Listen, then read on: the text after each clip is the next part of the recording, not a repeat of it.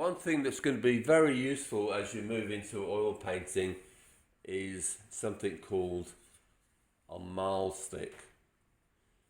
Now this is what a traditional Mahl stick looks like.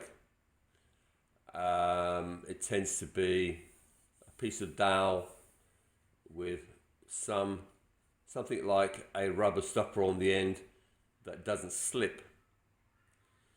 What is it used for?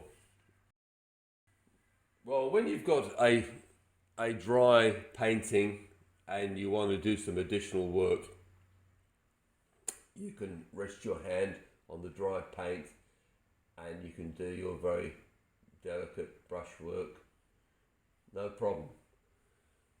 But a lot of my work is alla prima, which means the entire painting is wet. So what do you do when it's wet?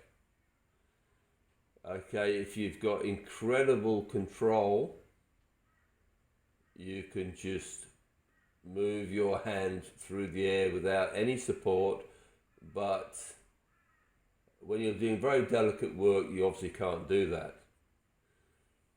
If the paint is nearly dry, what you could do, and I often do this, is I rest my pinky on a portion of the board and use that to control my paintbrush. But there is a danger that you're going to put a little mark on the paint. So this is where the Mahl stick comes in. Now with the Mahl stick, you rest the end on the easel at an angle like so, and then holding it in your other hand, you're then supporting your painting hand and you've got total control. Don't hold the Mahl stick horizontally because there is a danger it's going to slip when you're working, and never support it on the edge because that will definitely slip. So ideally you have the Mahl stick as high as possible and then you have total control. Now if you don't want to go to the bother of getting or making a Mahl stick, you can just use a piece of wood.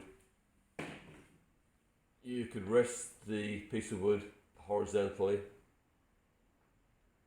and you've got control, reliable control. Ideally you want something that is not going to slide that you can put on the end. It's probably best to actually rest it right on the very top of the easel, so there's no possible way for it to slip down. If you want to actually make a Mahl stick, doweling tends to be quite expensive these days. So if you get a piece of flat piece of wood like this, and if you can get something, some non-slip end, that's probably a very, very good solution because you've got this big flat surface that you can rest your hand on. It's easier to control with your thumb on the other side, and that is probably the ideal Mahl stick. I suggest before you start that you do get something that you can use as a Mahl stick, because at some point you are going to want to have that extra control with your fine brush.